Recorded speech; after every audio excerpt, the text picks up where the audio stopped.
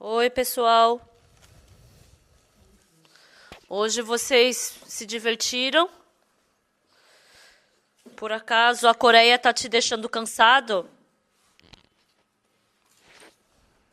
Os coreanos vivem de uma forma muito ocupada. Rápido, rápido, rápido, rápido.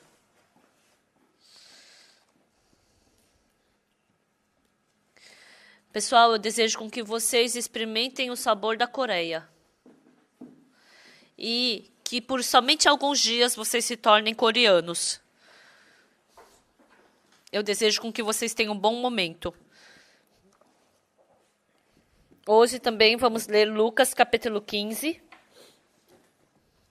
Lucas 15, versículo 11. Hoje eu vou ler em coreano. Continuou, certo homem tinha 2 filhos. O mais moço deles disse ao pai: Pai, dá-me a parte dos bens que me cabe. E ele lhes repartiu os haveres. Passados não muitos dias, o filho mais moço, ajuntando tudo que era seu, partiu para uma terra distante. Lá dissipou todos os seus bens, vivendo dissolutamente. Depois de ter consumido tudo, sobreveio àquele país uma grande fome, e ele começou a passar necessidade. Então ele foi e se agregou a um dos cidadãos daquela terra, e este o mandou para os campos a guardar porcos. Ali desejava ele fartar-se das alfarrobas que os porcos comiam, mas ninguém lhe dava nada. Então, caindo em si, disse: Quantos trabalhadores de meu pai têm pão com fartura, e eu aqui morro de fome?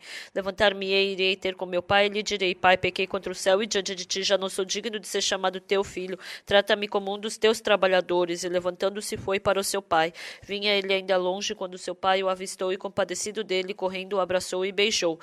E o filho lhe disse: Pai, pequei contra o céu e diante de ti, já não sou digno de ser chamado teu filho. O pai, porém, disse aos seus servos: Trazei depressa a melhor roupa, veste-o, ponde-lhe um anel no dedo e sandálias nos pés.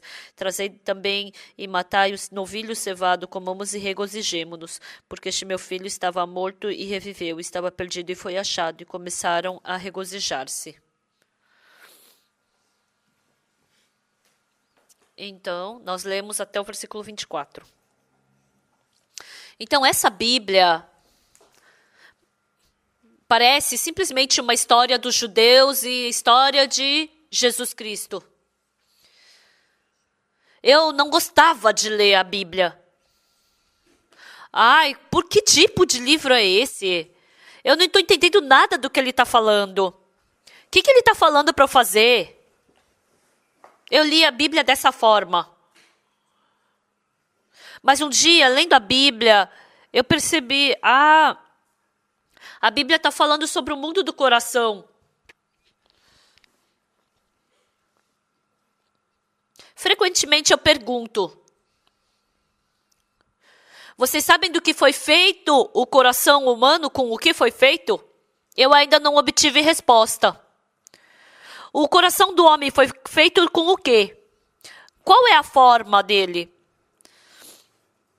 Por isso, quando você não conhece o mundo do coração que tem em você, mas se você descobrir esse mundo do coração,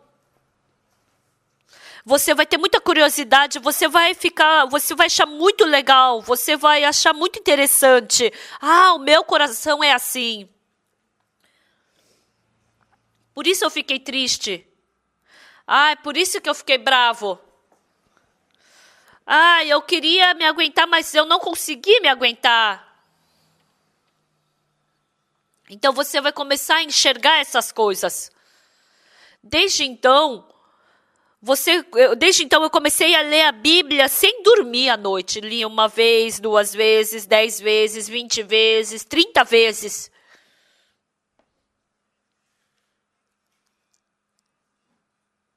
Então, eu não enxerguei mais somente o meu coração, mas eu comecei a enxergar o coração das pessoas ao meu redor. Então, a coisa mais importante da sua vida é que coração você tem. Por mais que você viva numa casa muito boa, se o seu coração não tem alegria, então você não tem alegria. Que estranho, eu vivo numa casa tão boa. Meu coração devia estar feliz. Por que não está feliz? Mas é verdade. Por mais que você ande num carro muito bom, Se você não tem felicidade no coração, você não é feliz. O quê? Se eu tenho um bom carro ou eu não tenho felicidade, eu não estou feliz? Então, como você vai ficar feliz? Como você vai ficar alegre?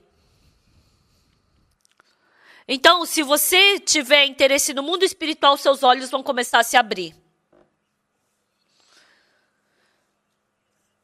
Então, você vai poder viver num mundo muito diferente de que você vive hoje. Você não pode trocar por dinheiro. Você não pode trocar por tesouro, nem ouro nenhum.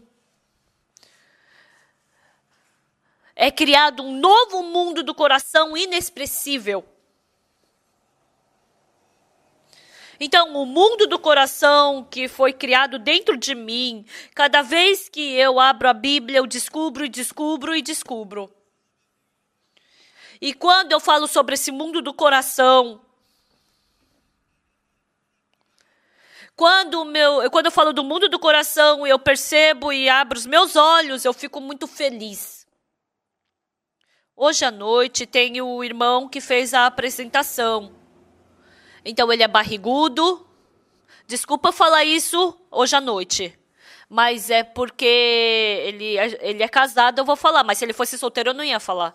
Ele é careca. Ele estava com peruca.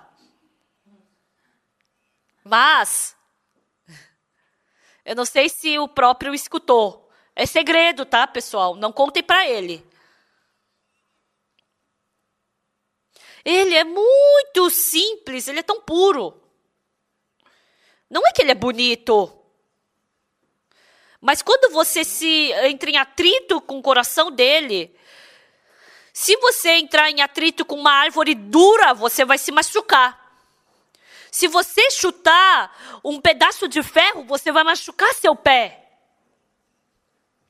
Mas quando você entra em atrito com alguém suave, macio, não tem problema. É a mesma coisa com o mundo do coração. Cada vez que você entra em atrito com uma pessoa que parece um coração de espinho, você se machuca. Então, quando a pessoa tem coração duro, e se você entra em atrito com ela, é você que entra em prejuízo. Então, mas se você entra em atrito com uma pessoa que tem o coração macio, não tem problema. Mesmo que você corra e bata contra ele, não tem problema. Por isso, as pessoas gostam de estar com pessoas com coração macio. Mas tem pessoas que são muito macias, mas não são muito boas, né? Então, vocês vão procurar pessoas que combinem com o seu coração. Então, você vai com essa pessoa, e se você não gosta mais dela, ela vai procurar outra pessoa para andar. Então, nós falarmos sobre procurar o sentimento do coração, isso está explicado tão exatamente na Bíblia. Eu tenho um sonho, pessoal. É ensinar o mundo do coração para todas as pessoas desse mundo. Essa vez, quando eu fui para a Índia, o reitor veio para o meu hotel. E o reitor falou para mim, por favor, eu vou dar as palestras mentais na faculdade, então, por favor, você pode conduzi-los. Então, tem uma cidade chamada de Telangana, na Índia. É a cidade que foi criada, é o estado 23º que foi criado na Índia. Então, eles dividiram em duas partes. Então, a população de Telangana é de 25 milhões de habitantes. E o governador me pediu, por favor, construa aqui o centro da IYF, a segunda, depois da Coreia, sendo a maior. E também que as palestras da mente que você tem na Coreia, por favor, você ensine aqui também. E a melhor terra, 5 hectares. Ele prometeu me dar. Então, as pessoas que conhecem o mundo da mente, Qualquer lugar desse mundo vai querer aprender sobre esse mundo da mente. Sabe qual o motivo da IYF se tornar a maior organização do mundo? É porque as pessoas vêm aqui e aprendem o mundo do coração. Então, Lucas 15, que nós lemos hoje, está escrito, continuou, certo homem tinha 2 filhos. O mais moço deles disse ao pai, pai, dá-me a parte dos bens que me cabe. Então, vamos pensar um pouco sobre a Bíblia. O segundo filho falou para o pai, pai, dá-me a parte dos bens que me cabe. E eu pensei, por que você quer esse dinheiro? Ah, eu quero ter o meu negócio. Ah, você pensa que ter o seu próprio negócio é fácil? Pai, até quando você vai me tratar como uma criança? Eu já não sou mais uma criança. Por que você sempre me trata como uma criança? Dentre os meus amigos, eu sou uma pessoa boa. Então, vamos falar sobre isso. Vocês vão responder para mim? Vocês vão poder me responder? Sim. Verdade? Sim. Então, uma pergunta bem fácil que eu vou lhes fazer. Eu vou começar com pergunta simples, né? Fácil. Para te interessar. Então, diz que tem 2 filhos. Certo? Certo. O mais velho que pediu a parte dos bens ou foi o mais novo que pediu? Mais novo. O quê? Mais novo. O segundo filho? Sim. Tá certo. Então, quem é maior, o segundo ou o primeiro? Sim, o mais velho é maior. Mas o mais velho não pediu a parte dos bens, não é verdade? Sim. E o que o primeiro filho queria? Ele seguia o pai, ia para o campo, e ele plantava, e ajudava na plantação, e carregava a plantação, levava para casa. E o segundo? Ele pediu as partes dos bens que lhe cabia para o pai. Nem o mais velho pediu nada.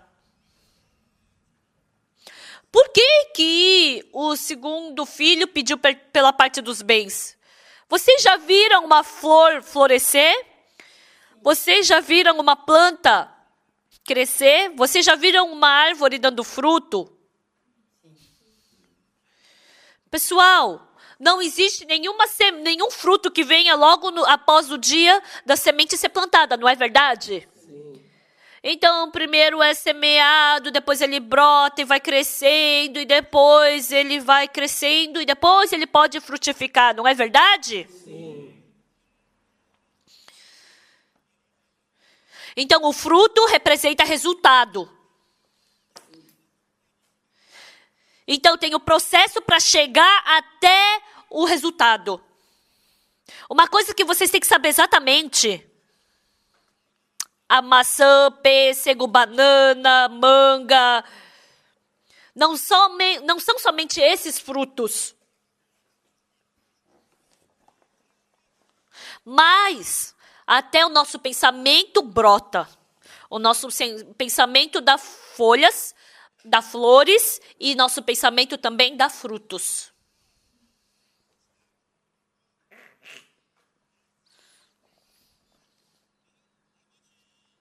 Pai, dá-me a parte dos bens que me cabe.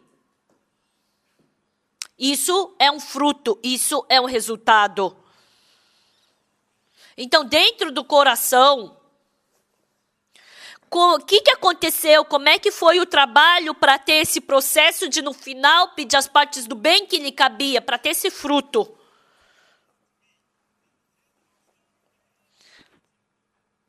Então, nesse mundo, nada é feito por acaso. Do nada. Então, vocês pensam, eu quero ganhar dinheiro. Ah, então vou ganhar dinheiro. E não é assim do nada que você ganha dinheiro. Se você quer ter um carro, se você quer ter uma fábrica de carro, você tem que ter uma terra, você tem que ter alguém que faz o design do carro, você tem que ter ferro, eletricidade, tem que ter precisa de funcionários. Então, quando essas coisas são todas preenchidas, você pode ter uma fábrica de carro.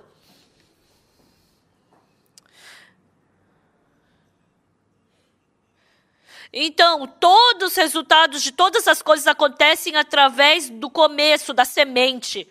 O ódio também não é somente pelo resultado do ódio que surge do nada. Mas você se encontra com alguém que você tem ódio. E dentro de você é criado um coração de ódio. E você fica furioso, você fica com raiva, eu vou matar ele. E quando esse coração cresce, aí você fica com ódio. Acaba em ação. Quando um homem vê uma mulher, eles se apaixonam. Eu vou pegar essa flor. Não é simplesmente que fala, eu te amo, e acaba. Não é assim do nada que começa e termina. Mas quando ele vê uma senhorita, no coração dele ele sente, ai que linda. Mas isso ainda não é o fruto do amor. Aí corta a florzinha e fala, ai você, you are my sunshine. You are my sunshine, my only sunshine. Ele fala bem inglês, mas ele canta mal. Então, para chegar nesse resultado, então essa mulher entra no coração dele, e essa mulher vai crescendo no coração dele. Eu vou perguntar honestamente. Quem já sentiu esse amor crescer no coração e crescer dentro do coração? Levanta a mão bem alto. Ai, vocês estão muito envergonhados. Você encontra uma pessoa e fala, ai, eu te amo, vem, vou casar comigo. E casa assim, não é assim que acontece. Não é verdade? Para você se casar, dentro do seu coração, essa senhorita tem que crescer dentro do seu coração. Quando você se encontrou pela primeira vez com ela, era só uma pontinha que tinha nela do coração. Mas comendo com ela, aí você dorme e pensa nela, aí você anda e pensa nela, aí você pensa, ai, hoje eu queria me encontrar com ela, ai, onde que ela tá? Ai, será que ela tá por aqui? E o resultado dela crescer no seu coração, você confessa o seu amor por ela e acaba se casando com ela. O ódio, a briga também é a mesma coisa. O roubo também é a mesma coisa. Então, esse coração vai crescendo dentro de você e dependendo do que crescer dentro do seu coração, você vai ter esse fruto. Então, a atitude de cada pessoa vai ser diferente. Então, quando ele disse, pai, dá-me as partes dos bens que me cabem. Então, que tipo de coração foi criado dentro dele para crescer e dar esse fruto? Por que ele, o irmão mais novo, teve esse coração que nem o irmão mais velho teve? Quando a gente lê a Bíblia foi feita para que a gente tem que pensar. A única forma da gente entender a Bíblia é pensando profundamente. E quanto mais você lê a Bíblia, então essa Bíblia alcança o seu coração. E quando essa Bíblia entra no seu coração, então esse coração de Deus começa a crescer dentro de você. E esse coração de Jesus crescendo dentro de você, ele expulsa as trevas, ele expulsa a tristeza, ele expulsa a desesperança, ele expulsa a dor do meu coração. Em 1965, eu entrei no exército da Coreia. Por 6 semanas eu recebi o treinamento básico no exército. Desculpa falar isso, mas a única coisa que a gente aprende no exército é matar as pessoas. A gente pega a arma e a gente aprende a atirar. a gente aprende a jogar granada.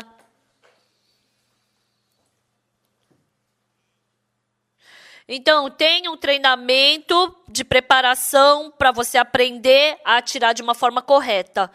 Então, a preparação, esse treinamento para atirar é quando você atira. Você pode ficar em pé e atirar, você pode sentar e atirar, e você pode ficar de bruços e atirar. Mas os coreanos, antigamente, eles não tinham cadeira, então eles se sentavam no chão. Então, é muito fácil para eles sentarem e se levantarem e abaixarem. É muito fácil. Mas os americanos, eles só têm que sentar pela metade, na cadeira. Então, quando a gente estava quando teve a Guerra da Coreia, os coreanos saíam correndo. E eles se jogavam no chão. E eles davam uma volta e atiravam. Eles recebiam esse treinamento. Os americanos, porque eles sempre ficam sentados na cadeira, eles não conseguem se agachar. É difícil para eles se agachar rapidamente. Então, eles atiram assim, nessa forma. Então, era muito fácil para o inimigo enxergar eles. Então, muito menos coreanos morreram do que os americanos. Então, você se deita de bruços e você mira o inimigo. E você tem 2 passos para atirar. Então, primeiro, você segura a sua respiração. Porque quando você respira, a arma se mexe, né? Então, você não vai mirar exatamente.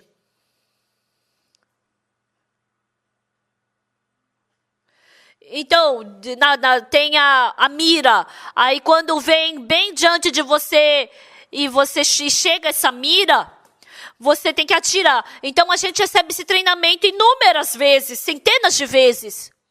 Então, o seu cotovelo fica machucado, então fica tudo sangrando, dói muito. Mas quando você recebe esse treinamento, automaticamente vem aquela postura de você correr e se deitar.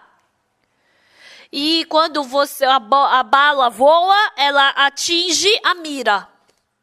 Então, esse é o treinamento básico que a gente tinha para atirar. E todos os soldados tinham que passar por esse processo. E o segundo treinamento era qual?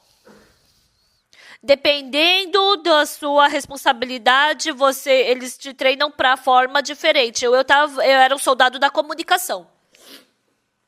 E eu enviava o código Morse. Então, é um curso de operação de comunicação. Então, por 60 semanas eu recebi esse treinamento. E nesse centro de treinamento de comunicação, eu recebi treinamento. E sabe o que foi diferente?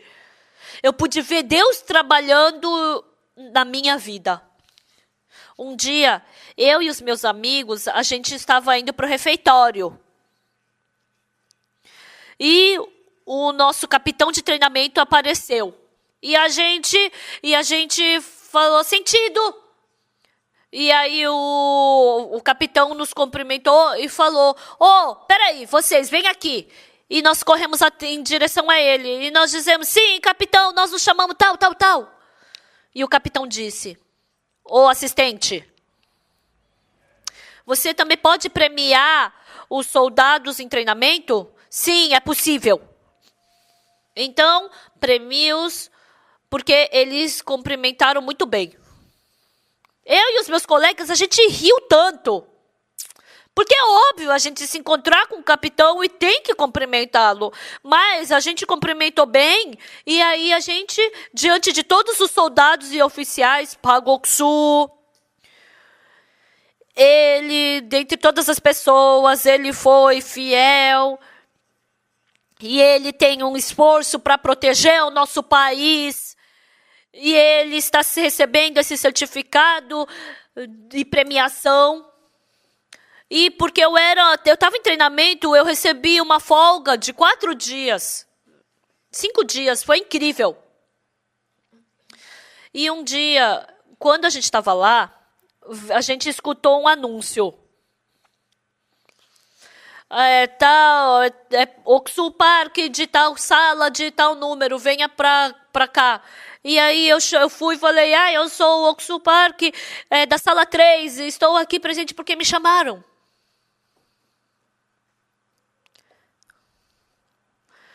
E ali tinha um oficial que tinha um diamante na testa e ele falou para eu me sentar ali. E ele falou, por favor, soldado Park, por favor, sente-se aqui com o oficial. E o oficial me perguntou, senhor Park, o que você fez antes de vir para o exército? Eu era evangelista de uma igreja. É. E eu me assustei. E ele começou a falar. Ele era uma pessoa que acreditava em Jesus Cristo zelosamente, mas ele foi para o exército e começou a fumar, começou a beber, começou a viver uma vida dissoluta. E ontem o senhor Park, você estava reunido com os outros soldados em treinamento, você estava pregando a palavra, você estava fazendo culto com eles. Eu fiquei tão tocado com isso, eu fiquei com tanta vergonha. Não tem nada em que eu possa te ajudar? E eu falei, senhor oficial, nós não temos uma sala para ter culto. Por favor, o senhor poderia nos dar uma sala para ter culto? Nós estávamos tendo culto na montanha. E assim, através desse oficial, a gente pôde ter culto numa sala. Aí um dia eu estava querendo começar o culto e a porta se abriu. E o oficial do treinamento estava entrando. E eu fiquei tão nervoso, eu não sabia o que fazer. E o capitão viu isso e falou, você continue a religião. E eu continuei a religião. Eu não sei o que eu preguei. Mas eu era somente um soldado raso no exército. Diante do capitão do exército, eu não conseguia pregar porque eu estava muito nervoso, eu estava tremendo. Eu não lembro o que eu falei, mas eu acabei o culto. E o capitão veio e andou até a frente. E falou, não tem problema eu falar uma coisa para vocês? Lógico que ele pode, quem somos nós para impedir? E ele foi para frente. E ele subiu e falou. Ele era um capitão da artilharia na Guerra da Coreia. E ele estava no campo de batalha. E o campo de batalha, teve um campo de batalha muito famoso na Coreia. Tem um lugar plano no sul, tem um lugar plano no norte, e no meio tinha uma montanha. E nessa montanha, todos os soldados da norte e do sul tinham que brigar. E 20 vezes por dia, o dono da montanha mudava. Os soldados do norte brigavam durante a noite, e os soldados do sul preferiam brigar durante o dia. E durante o dia, os soldados, os do norte morriam e do sul morriam à noite. E muitas pessoas morriam nessa montanha. E o capitão, ele comandou com que eles brigassem naquela montanha durante o dia. E durante o dia, muitos soldados morriam na guerra. E naquela noite, o capitão entrou na base e viu cada um dos soldados. E os soldados estavam, cada um no seu canto, chorando e desesperados, porque pensavam na morte que teriam amanhã. E ele entrou num quarto e uma pessoa estava ajoelhado e estava falando sozinho. O que você está fazendo? Sim, soldado, eu estou... O que você está fazendo agora? Eu estou orando para Deus. O quê? Você está orando para Deus? Orando? É isso mesmo. Vamos orar. Vamos orar pelo capitão. Sim, entendi, vamos orar. E depois ele andou. E você acredita no quê? Você acredita no Buda? Você acredita no quê? Então ora. Você acredita no quê? Você acredita... então acredita nisso, então ora. Você acredita no quê? Você acredita nos ancestrais, então ora para isso. Naquele dia, esse capitão viu muitos soldados e falou para eles que estavam tudo em desesperança para orar.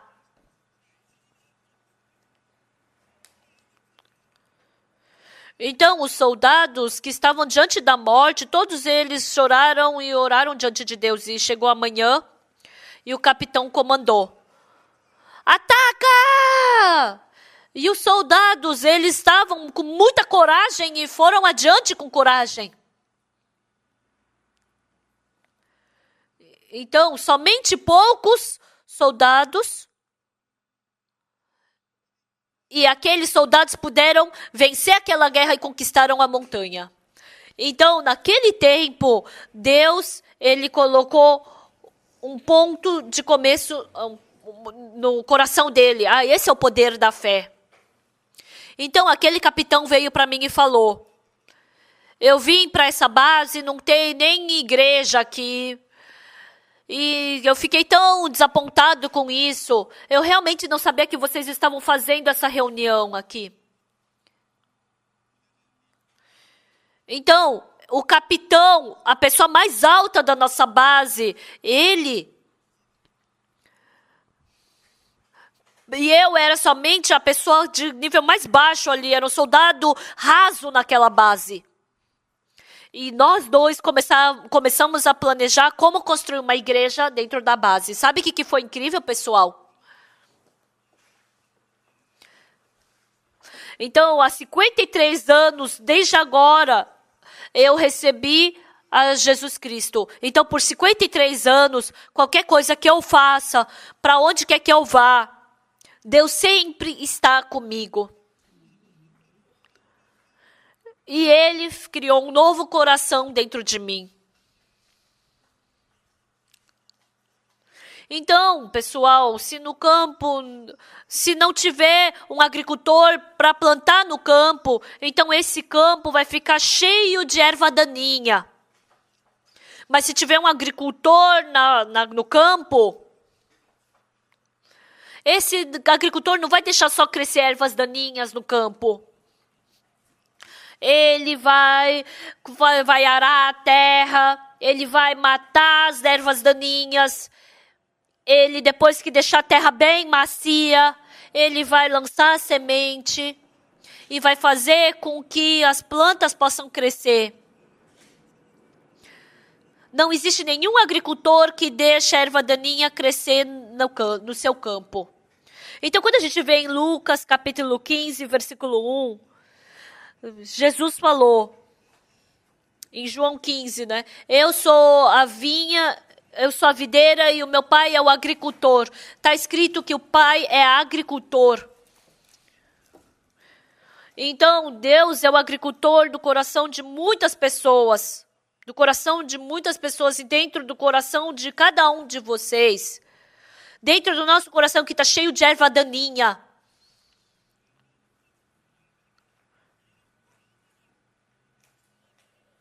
Então, Ele faz esse trabalho precioso para que frutos preciosos possam nascer dentro do nosso coração. Então, quando nascem flores no nosso coração, nós ficamos felizes. Nós ficamos felizes e alegres quando os frutos e flores nascem no nosso coração. Então, dentro do coração de muitas pessoas, elas, em vez de quererem ter frutos e flores no coração, então há muitas pessoas que no coração, elas estão cheias de erva daninha no coração. Quando a gente vai andando na rua, eu vejo os campos. Uma vez, eu fui para os Estados Unidos e viajei de carro. Então, as estradas dos Estados Unidos são tudo em cruz. Então, a estrada, mesmo lá em cima, da Oceano Pacífico até baixo, é 5, 15, 25, 35, 45, 55, 65, 75, 85, 95. Ela vai até Nova York. Até Nova York.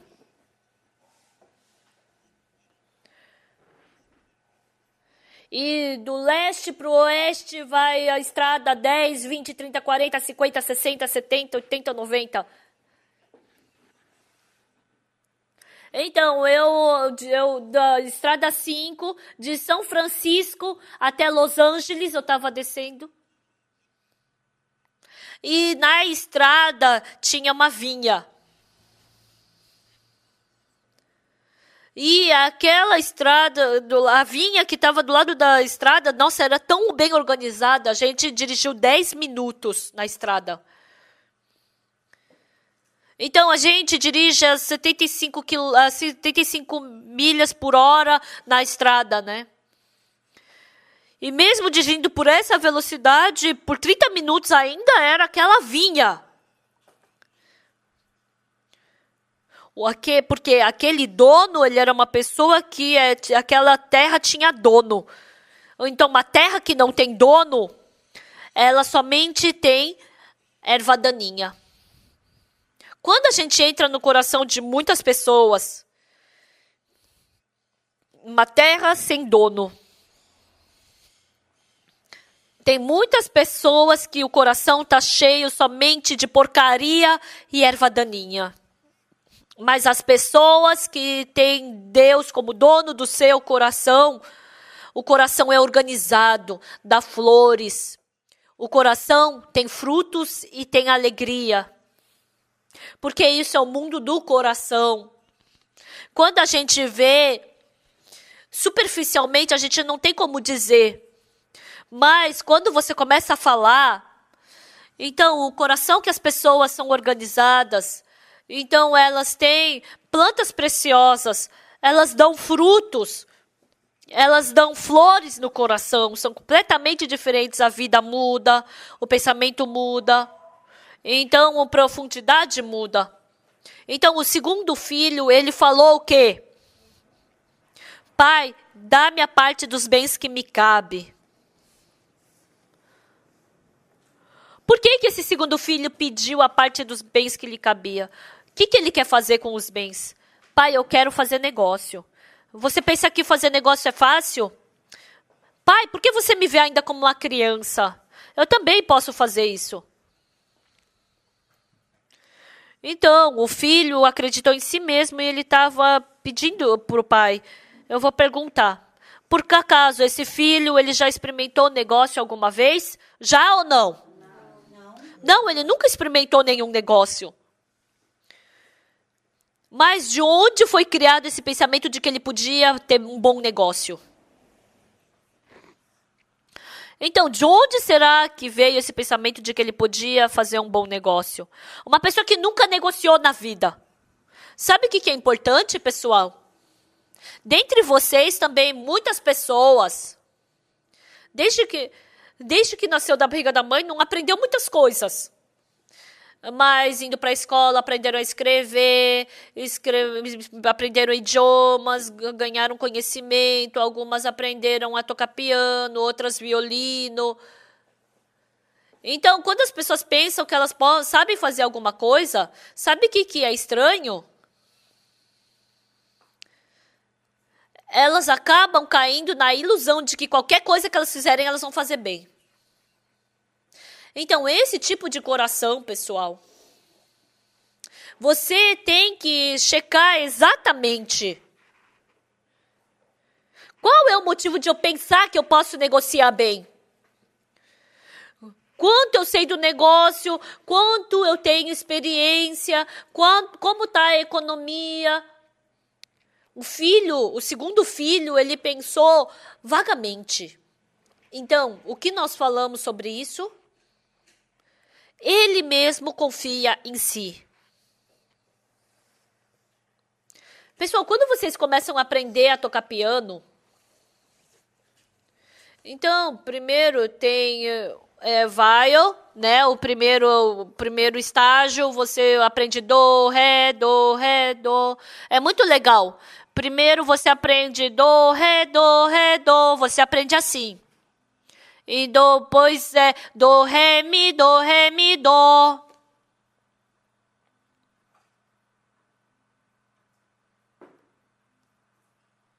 Mi, ré, do, mi, ré, do. Então, dessa forma, a sua habilidade de tocar piano vai crescer muito rápido. Então, se você continuamente prosseguir,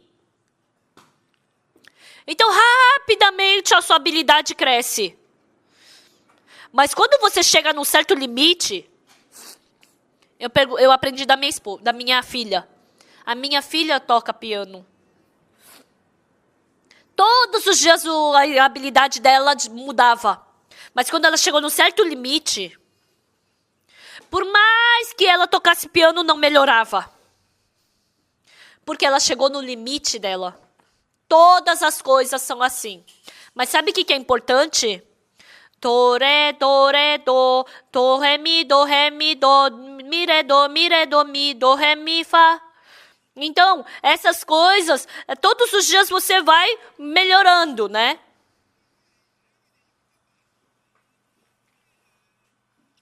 Então, antes de você chegar no seu limite, você pensa que rapidamente eu vou melhorar. Então, vamos continuar. Você corre 100 metros. Aí, primeiro você corre rapidamente. Quantos segundos? 60 segundos. Só 60 segundos? Tá, então vou correr mais rápido. Nossa, 15 segundos. Nossa, agora. Nossa, eu tô 1 segundo mais rápido. 16 segundos, 15 segundos. Nossa, 14, 12 segundos. E depois? Não melhora mais.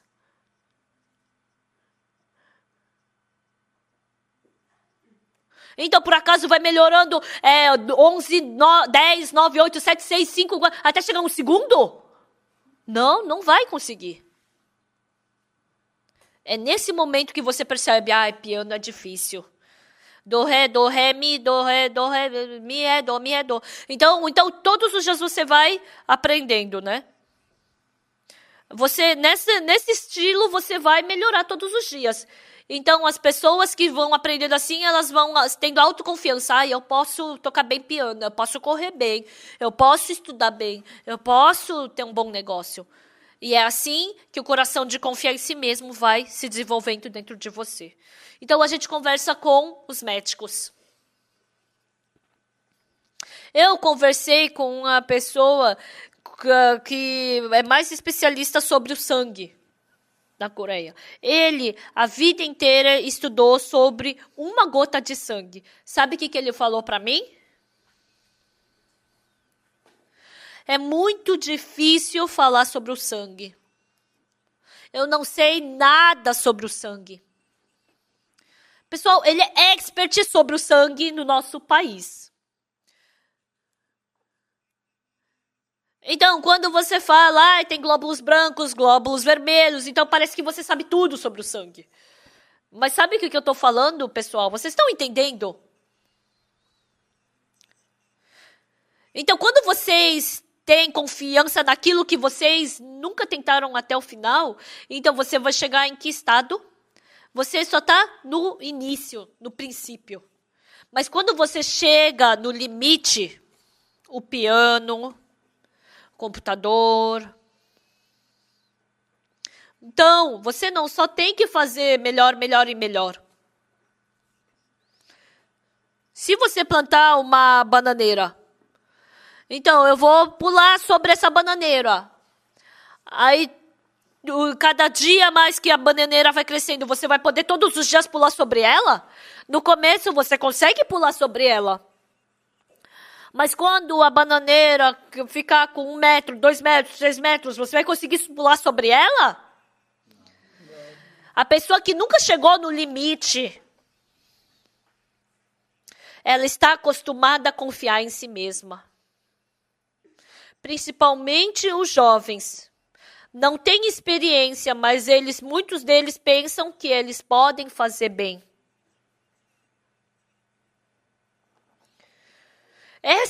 Isso é o que eu quero dizer sobre esse segundo filho que diz, pai, me dá as partes dos bens que me cabe. E o pai falou o quê? Você pensa que ter negócio é bom? É fácil? Ai, pai, por que você me trata como uma criança? Na nossa igreja tem o pastor Kim Gi-soo. para ele aprender a vida, ele ficou 17 anos na prisão. Sabe o que é mais difícil na prisão? É ficar na solitária. Tem a solitária. Um dia a mãe dele veio visitá-lo. Mas quem está na solitária não pode receber visita. Ela saiu da ilha com um barco e depois ela pegou um trem até Seul para ver o filho. Todas as pessoas conseguiram fazer a visita, mas ela não conseguiu fazer a visita. A mãe ficou tão triste e ela voltou para casa. E voltou de novo para a prisão, não conseguiu de novo visitar o filho. E um dia a mãe foi e procurou pelo diretor da prisão. E ela se deitou lá no chão da diretoria e falou: me mata! Foi meu filho quem pecou, não fui eu que pequei. Por que vocês não deixam ver a cara, o rosto do meu filho?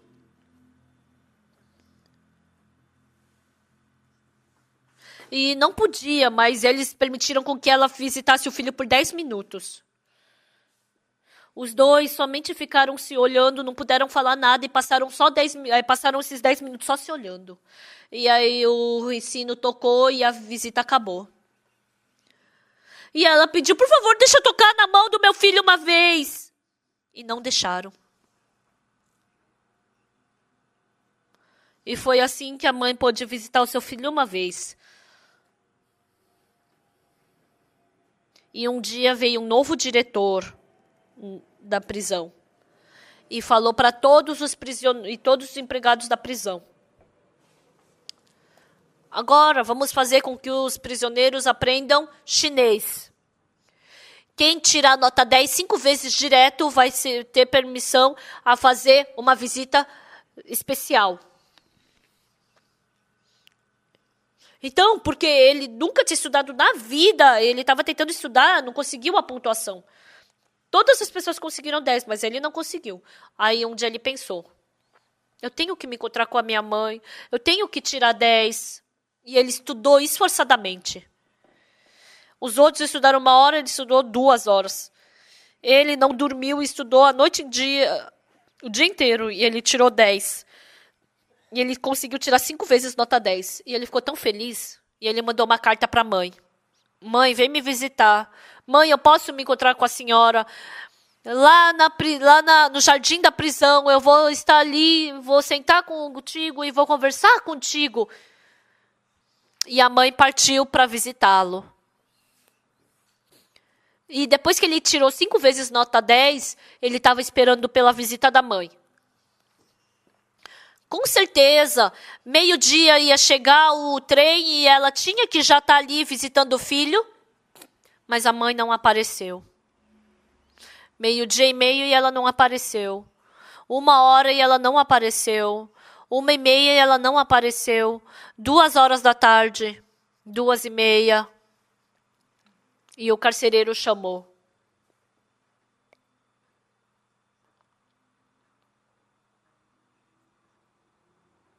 E ele escutou uma coisa tão dolorosa que do carcereiro: sua mãe não vai mais poder vir aqui. O filho estava com tanta saudade dela. E ela estava tão feliz de poder visitar o seu filho. Ela preparou comida a noite inteira para poder se encontrar com o filho. E ela estava cansada e pegou o trem para se encontrar com o filho. Mas ela morreu no trem de ataque cardíaco.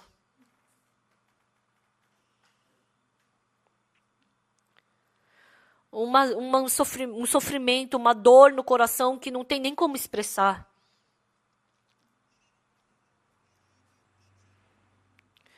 Então, Deus estava tocando no fundo do coração dele. Sabe como ele foi parar na prisão? Ele vivia numa pequena ilha, não tinha nada para fazer. E um dia, com os amigos deles, não tinha nada para fazer. E tinha um agricultor que plantava alho. E ele pegou todo aquele alho e colocou do lado da estrada E ele estava esperando as pessoas para levarem o alho para vender. E à noite ele e os amigos dele roubaram aquele alho e foram e beberam com aquele dinheiro que venderam o alho. E aí o dono dos alhos, ele foi e falou para a polícia, e os amigos e ele foram presos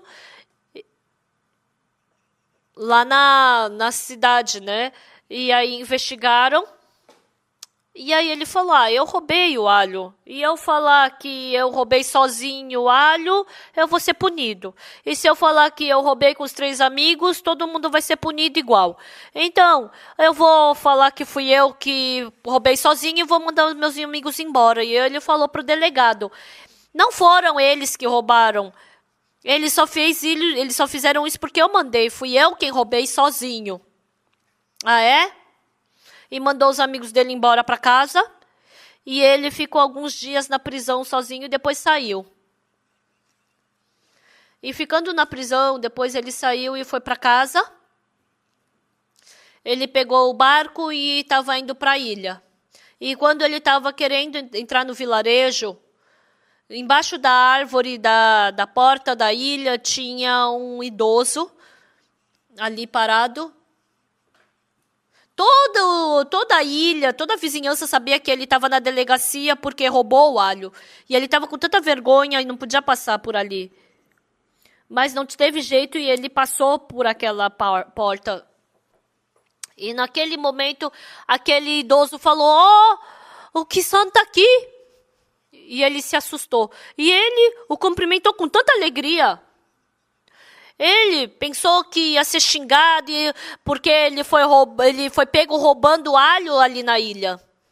Mas o líder daquela vilarejo fez joia para ele. Você vai ser um grande homem.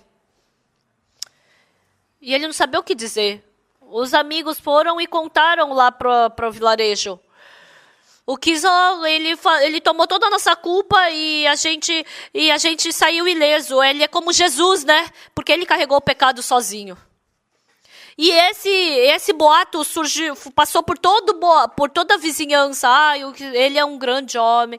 Ele tomou toda a culpa sozinho e libertou os amigos. Ele vai ser um grande homem. O líder daquele vilarejo, ele falou, nossa, ele vai ser um grande homem. Vou te falar uma coisa interessante, tá? Se vocês escutassem isso uma vez, vocês não vão apagar isso do coração. Mesmo depois de 10 anos, mesmo depois de 20 anos, mesmo depois de 50 anos. Você não consegue apagar isso, essas coisas. As pessoas acreditam nessas palavras na hora. Eu vou ser uma grande pessoa. Eu vou ser uma grande pessoa. Eu vou ser famoso. Eu vou conduzir esse mundo.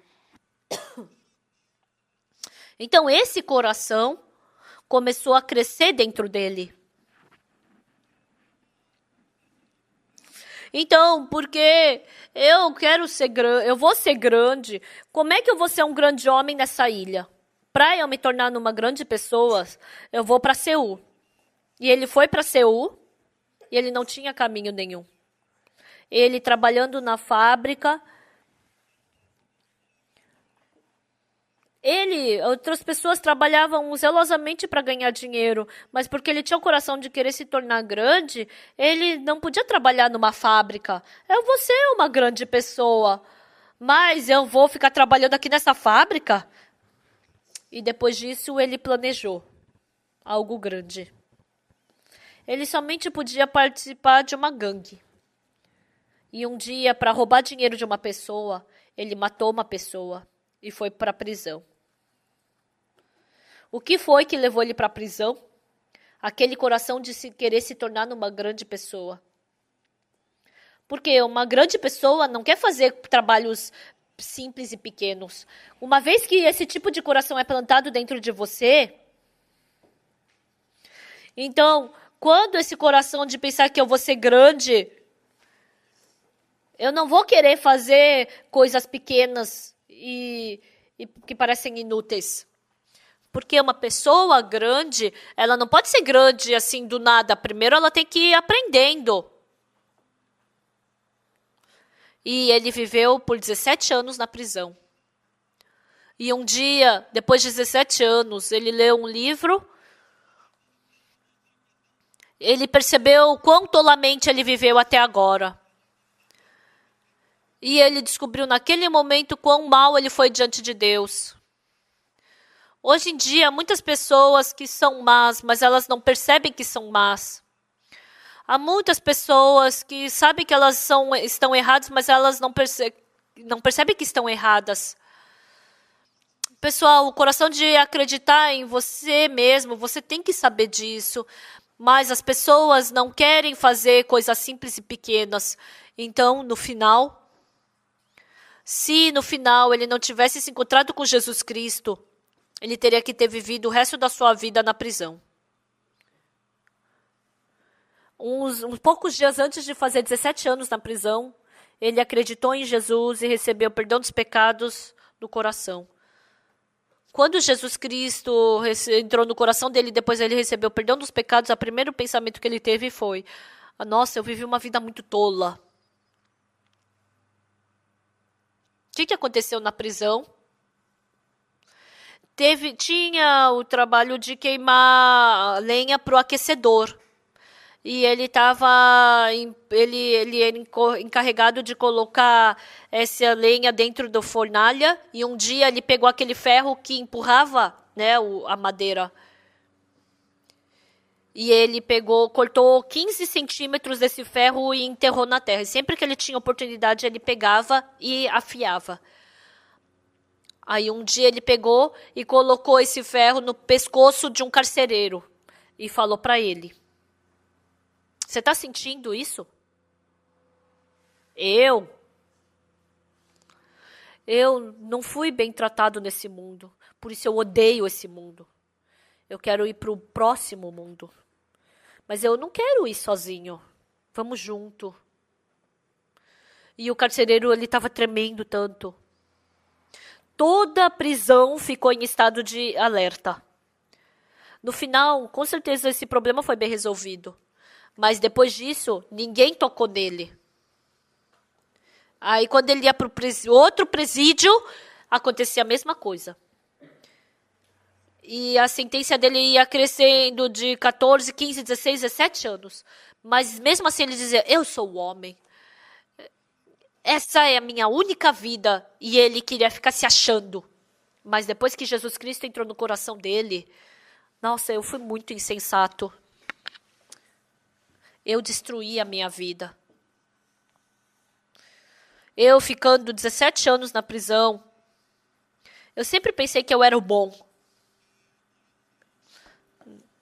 Na verdade, naquele tempo ele descobriu que ele foi muito insensato e tolo. E aquela tão grande árvore que estava dando frutos. E essa árvore sendo arrancada do coração dele, a vida desse irmão começou a mudar. E depois de alguns dias ele sairia da prisão e ele pensou: se eu sair, o que vai acontecer? Ele viu que as pessoas ao redor dele, mesmo que fossem boazinhas, eles não queriam voltar, mas eles acabavam voltando. E se eu sair, com certeza eu vou acabar voltando para cá. Eu somente vou poder viver o resto da minha vida na prisão. Ele sabia que ele não tinha força para vencer a maldade e o pecado sozinho. Ele sabia que sozinho ele não poderia vencer. Eu vivendo pela minha vida, eu estou vivendo desse jeito. Eu sozinho não posso me segurar. Eu gostaria que alguém me segurasse. Por isso ele escreveu a carta para o pastor. Pastor, me ajude. Se eu ficar sozinho, eu somente posso viver o resto da minha vida na prisão. E assim ele foi para a igreja. E o pastor disse para ele: você pode ficar nesse quarto. Ele ficou por 1 ano naquele quarto, naquela igreja. Ninguém falou para ele. Mas ele limpava o banheiro, tirava o lixo. Todos os dias ele ficava tão feliz.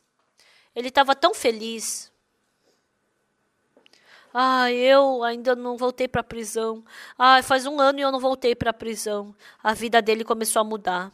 Depois de 1 ano, ele entrou no seminário, aprendeu a Bíblia, se tornou pastor, se casou. E agora ele se tornou um grande pastor. Ele procura todas as prisões da Coreia e ele vai lá e dá palestras. Antigamente eu pensava que eu podia fazer. Naquele tempo eu não podia me controlar. Eu não era aquele que me controlava. Eu somente podia cair no pecado, eu somente podia cair nas trevas. Mas Deus me segurou. A igreja me segurou. O pastor me segurou. Então, ele, através dessas palavras, tocou o coração de muitas pessoas e muitos prisioneiros estão trocando o coração. Então, a Bíblia fala sobre o mundo do coração. Pessoal, se vocês aprenderem o mundo do coração, vocês não vão deixar crescer ervas daninhas no seu coração. Vocês não vão deixar entrar qualquer pensamento no seu coração. Vocês não vão deixar simplesmente qualquer flor ou fruto dar no seu coração, mas somente aqueles que Deus plantar. Eu quero que vocês aprendam o mundo do coração, que todos vocês, em seus corações, não deixem crescer simplesmente qualquer coração que surja dentro de você, mas que vocês possam dar frutos e flores agradáveis. E assim você e as pessoas ao seu redor vão ficar felizes. Eu desejo com que assim vocês sejam gloriosos. Vamos orar? Senhor, meu Deus, nós te agradecemos. Dentro do coração de muitos jovens que estão reunidos aqui, que o Senhor permita com que seja dado esses frutos, que nasçam flores e que possam ter uma vida agradável e abençoada. Que a sua grande bênção possa fluir sobre eles. Nós te agradecemos e oramos em nome do Senhor Jesus Cristo. Amém. Obrigada.